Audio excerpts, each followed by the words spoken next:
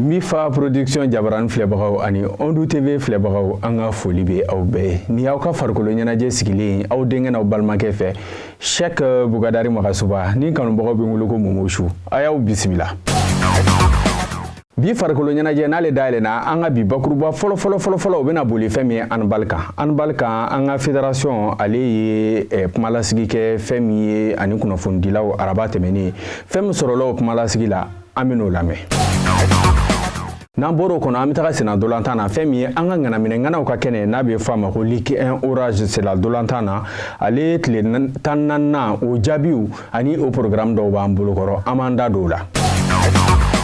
N'an bɔr'o la fɛn min ye basketball an bɛ ale page dayɛlɛ o kɔnɔna na fɛn min ye an b'a fɔ Ligue 1 Orange cɛw ni musow fan fɛ an bɛna an da don o la ni an bɔr'o kɔnɔ fɛn min ye hali bi basket kɔnɔna na tournant dɔ tun bɛ ka kɛ n'a bɛ fɔ a ma ko tournant de l'amitié o fɛnɛ jaabiw la Mali ale wulila k'i jɔ ni jɔnjɔn ye an bɛna an da don o fɛnɛ la basketball fan fɛ. O kɔfɛ an bɛ segin ka na Sena dolantan kɔnɔ n'an nana Sena dolantan kɔnɔ fɛn min ye musolakaw ka championnat ni a bɛ fɔ a ma ko football féminin saison 2022-2023 ale bɛ karidaso la an ye tile 3 sɔrɔ a la kaban tile 3nan jaabi ani jɔyɔrɔko an bɛna olu da aw tulo kan. N'an bɔr'o kɔnɔ an bɛ taga an ka kare kɔnɔ dolantanw na o jaabiw kɔnɔna na kupu dɔ dalen bɛ Sebenikɔrɔ n'a bɛ wele ko Marakana El Hadji Mumuni Fofana ale fɛnɛ dolantan jaabiw bɔra fo kana se demi-finaliw ma an bɛna olu fɛnɛ da u tulo kan.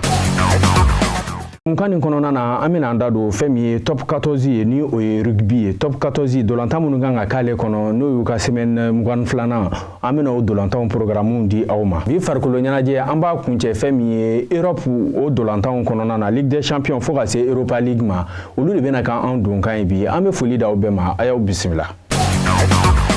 I n'a fɔ kunnafoni daminɛ la n kun ye a fɔ aw ɲɛna cogo min na araba tɛmɛnen an ka fédération min sigilen don fɛn min ye handball ale tagaɲɛw baara kɔnɔna na u ye kumalasigi kɛ ni journalistes ye kumalasigi min kɔnɔna na u y'u da don fɛn min ye lajɛ min kan ka kɛ anw fɛ yan lajɛ nin tɛ dɔwɛrɛ ni a bɛ fɔ a ma ko challenge trophée a bɛna kɛ fɛn min ye denmisɛnnin minnu si bɛ san 20 ani san 18 na olu ni ɲɔgɔn cɛ o de hukumu kɔnɔna na fɛn min ye u ni journalistes sigira ka kuma wa o ni fɛn min ye dolantannaw fɛnɛ tilara ka ɲɔgɔn yew kɛ ni nin kɛnɛba nin kɔnɔna na fɛn min ye an ka comité olympique ɲɛmaaba n'o ye Abibu Sisoko ale fɛnɛ tun bɛ nin kɛnɛ nin kan kow tɛmɛnen kɔfɛ anw ka ciden tun bɛ kɛnɛ kan n'o ye Yusuf Traoré a y'a ka kuma galamani a y'a tenku fɛn min ye fédération malienne de handball o président ba ni ale yɛrɛ tɔgɔ ye colonel Cheick Mahamadou Cherifou Tunkara a ye fɛn min sɔrɔ k'a fɔ an ka jɛ k'o filɛ. An y'a jira k'a fɔ n'an bɛna ɲɛnajɛba dɔ organiser n'an ko ɲɛnajɛ handball ɲɛnajɛ don mais farikolo ɲɛnajɛ de don o de bɛna organiser Mali la ka daminɛ nin kalo in tile 18 na ayiwa a bɛ kɛ dugu 9 de don dugu 9 jamana 9 ka daminɛ an ka ba Maliba yɛrɛ la ka na Gambie Guinée Bissau Cap Vert Sénégal Sierra Leone Guinée Conakry Maroc Mauritanie. Donc n'i y'a a siɲɛ fɔlɔ ye n'i ma fili nin bɛ k'a siɲɛ fɔlɔ ye challenge trophée ka nin jamana hakɛ sɔrɔ k'a fɔ ni dugu hakɛ ni jamana hakɛ ka na a la ɲɔgɔn fɛ donc o ye koba de ye Mali bolo n'i y'a jateminɛ fɛnɛ maa nata ka ca ni maa 300 ye bon n'i y'a jateminɛ dugu ye dugu jamana ye jamana 9 ye nka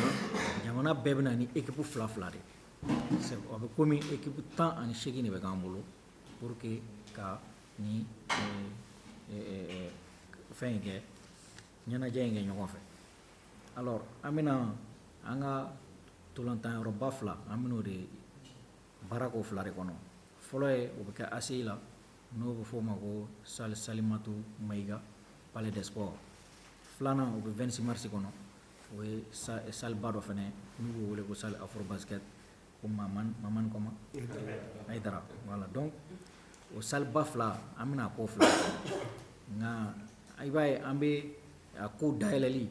n'an k'o ma Korobo Karili o bɛ kɛ ACI la palais des sports la wa kuncɛli fɛnɛ n'Ala sɔnna an b'o kɛ palais des sports 1 na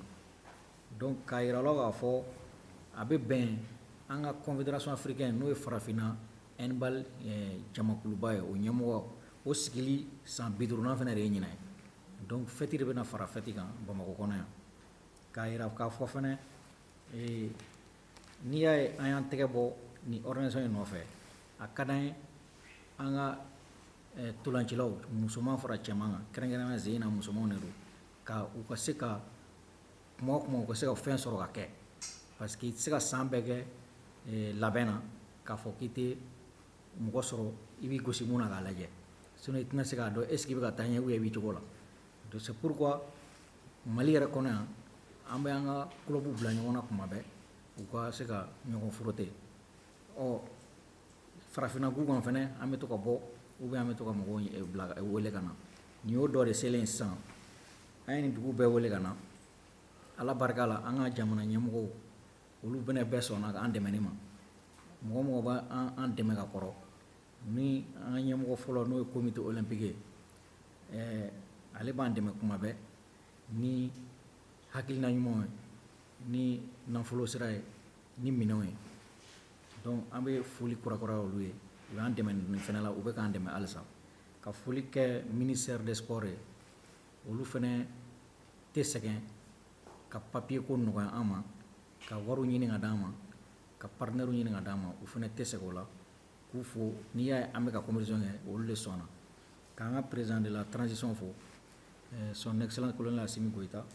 ale fɛnɛ mun sɔnna k'a fɔ Mali ka jamana bɛɛ bisimila bi hakili b'a la salon ko an ka confédération africaine de handball o président nana Mali la yan président de transition sɔnna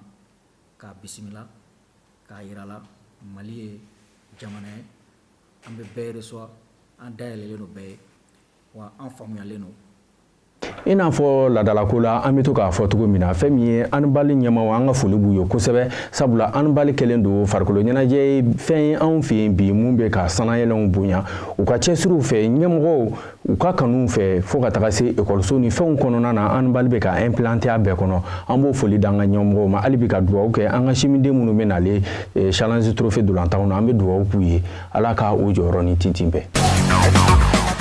n'an bɔr'o kɔnɔ an bɛna senna dolantan na n'an nana senna dolantan na nin wagati in na an bɛna kuma fɛn min ye Mali ka ŋanaminɛŋanaw ka kɛnɛ n'a bɛ fɔ a ma ko Ligue 1 Orange ale tile 14nan jaabi olu b'an bolokɔrɔ yan fɛn min ye US Buguni ye sebaya sɔrɔ AS Korofina ka 2-0 fɛn min ye Binga FC ale ni Joloba AC olu dɛsɛra ɲɔgɔn na 2-0 o kɔfɛ fɛn min ye Afe Tagamara ka sebaya sɔrɔ Kita ka 1 Kanangolo Isfas ale cira AS Black Star fɛ 3-0 Yelen Olympique AS Bakarijan ale ci 1 Kanangolo fɛn min Stade Malien ni Real olu dɛsɛra ɲɔgɔn na 2-0 LCBA ale ni Club Olympique de Bamako olu bɛna ɲɔgɔn sɔrɔ 11 créateurs ale bɛna AS Police bisimila o dolantan fila ni jaabi bɔr'o la an ka wagati wɛrɛ kunnafoniw an b'olu da o tulo kan ni an bɔr'o kɔnɔ an bɛna an ka basketball dayɛlɛ n'an y'an ka basketball dayɛlɛ nin wagati in na an bɛna kuma tournoi de l'amitié U16 kan o tɛ dɔwɛrɛ ye nin kun ye badenya dolantan ye tournoi ye k'a kɛ labɛn ye fɛn min ye an ka san 16 ni ɲɔgɔn cɛ dolantan mun kɔnɔna na Mali ale ni musolakaw fan fɛ Mali ni Algérie ye ɲɔgɔn sɔrɔ finale la Mali musolakaw ye sebaya sɔrɔ Algérie ka 84 fɛn min ye 52 ye cɛlakaw fan fɛ sa Mali ye an ni an balima Guinéens ye ɲɔgɔn sɔrɔ dolantan ni jara a kɛra dolantan gɛlɛma bay sabula Mali ye sebaya sɔrɔ 67 ani 60 n'an bɔr'o kɔnɔ an bɛna fɛn min ye Ligue 1 basketi ale tile 6nan jaabi dɔw b'an bolokɔrɔ cɛlakaw fan fɛ Joloba Isfasi sebaya sɔrɔ ale ka 86 o kɔfɛ Atar Club de Kidal ale ye sebaya sɔrɔ AS Police ka 78 Stade Malien de Bamako ale ye AS Mandé najɔ ka 86 45 k'olu la o kɔfɛ match en retard dɔ tun bɛ yen nɔ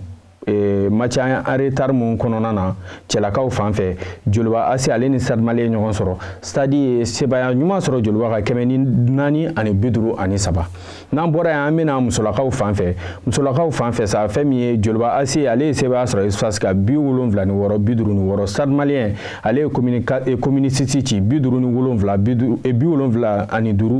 ani 1 fɛn min ye Kalaban Sport ale ye sebaya sɔrɔ AS Police ka 75 fɛn min ye 54 o kɔfɛ fɛn min tile 7 ale dolantanw an b'a fɔ olu programme bɔra ka ban cɛlakaw fan fɛ Isfasi ni Atar bɛ ɲɔgɔn sɔrɔ o kɔfɛ Asmane bɛ joliba bisimila Stade Malien ale ni Sigi bɛ ɲɔgɔn sɔrɔ AS Police ale bɛ AS Real bisimila musolakaw fan fɛ sa Isfasi ni Kalaban Sport Club bɛ ɲɔgɔn sɔrɔ fɛn min AS Commune 6 bɛ joliba bisimila Stade Malien ale ni CFS MD Kayi bɛ ɲɔgɔn sɔrɔ AS Police ale bɛ AS Real bisimila nin dolantan ninnu jaabiw bɛ a bɛ n'u sɔrɔ fɛn min ye an ka wagati wɛrɛw jɛmukanw na ni Ala sɔnna ma an bɛ segin wagati na kana fɛn min ye sɛnɛ dolantan na n'an nana sɛnɛ dolantan na an bɛ taga an ka musolakaw fɛ yen nɔ fɛn min ye olu ka saison 2022-2023 an sera o Caridas la Caridas tɛ dɔwɛrɛ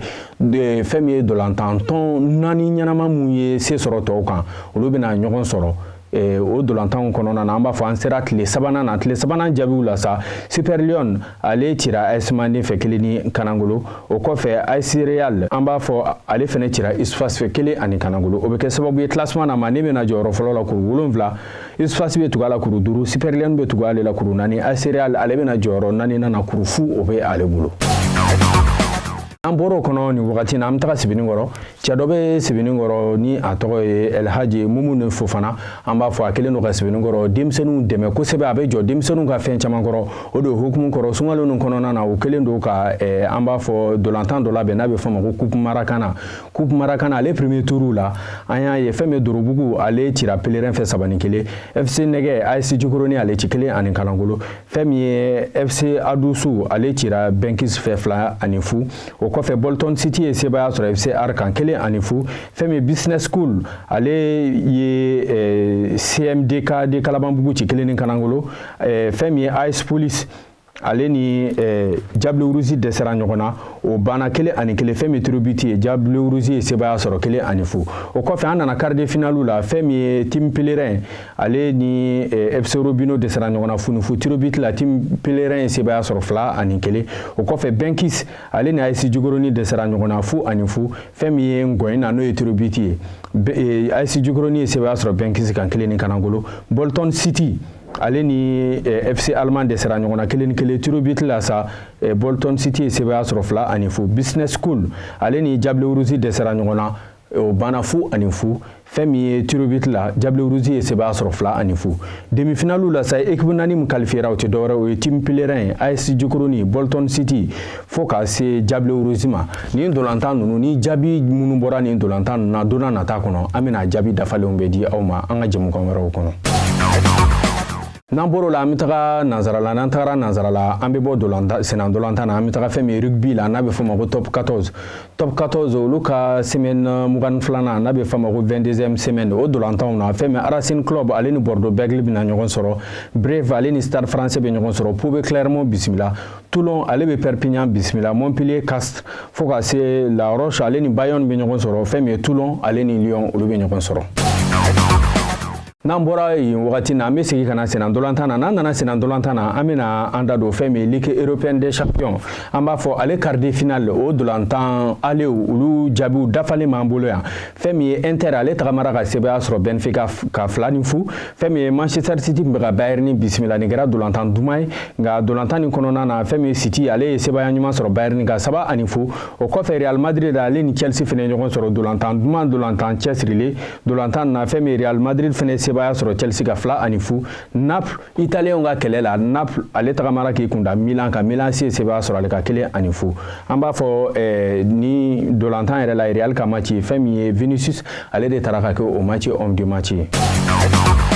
n'an bɔra o kɔnɔ an bɛ taga fɛn min Europa League la Europa League ale quart de finale jaabiw fɛnɛ la fɛn min Feyenoord Rotterdam ale ye sebaya sɔrɔ Roma ka 1 ni Kanangolo Juventus ale ye Sporting ci 1 ni Kanangolo fɛn min Manchester United ale ni Sevilla dɛsɛra ɲɔgɔn na 2-2 Leverkusen Union Saint-Gilloise ni ale dɛsɛra ɲɔgɔn na 1-1 fɛn min ye Europa League dolantan ninnu olu kɔmaseginw bɛɛ ka kan kɛ ka bɛn alamisa don ma n'o bɛ bɛn avril kalo tile 20 ma ni Ala sɔnna ma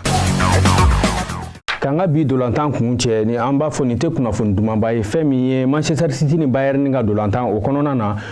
dolantana fila olu sera ɲɔgɔn ma n'o ye anw ka cɛden farafina bɛɛ ka kunnawoloden ni o ye Sadio Mané ale ni Leroy Sané o sera ɲɔgɔn ma si ɲɔgɔnma min kɔnɔna na Sadio Mané ale bolo sera Leroy Sané ma o fɛnɛ kɛra sababu ye fɛn min ye Bayern ni ɲɛmaaw ye kunnafoni bɔ k'a yira fɛn min ye Sadio Mané ko ale suspendé don fɔlɔ fo wagati wɛrɛw k'a sababuya kɛ a tɛna ye Bayern ka dolantan foyi la désormais a bɛna to ka sigi tribune na n'i ye nin ko nin jate minɛ yɛrɛ an b'a fɔ Leroy Sané a ye kumalankolon de fɔ Sadio Mané ma n'o ye siyaloma kuma ye a ko a ma ko Sadio Mané ye farafin nɔgɔlen de donc kuma nin ma bɛn Sadio Mané ma o fɛnɛ tɛgɛ sera a ma Leroy Sané n'i y'ale yɛrɛ jate minɛ ale bɔra cɛ min na o tɔgɔ ye Souleymane Sané ale yɛrɛ ye Sénégali dolantana kɔrɔ ye dolantana kɔrɔ ni a jouera Sénégal fɛ k'a daminɛ de 1990 ka taga bila 1997 c'est-à-dire a ye san 7 kɛ a bɛ jouer Sénégal équipe nationale fɛ o kɔnɔna na n'i y'a ka sélection lajɛ Sénégal équipe A fɛ a ye dolantan 15 kɛ a ye 50 sɔrɔ ka don Sénégal fɛ a ka sélection fɔlɔ o kɛra Sénégal fɛ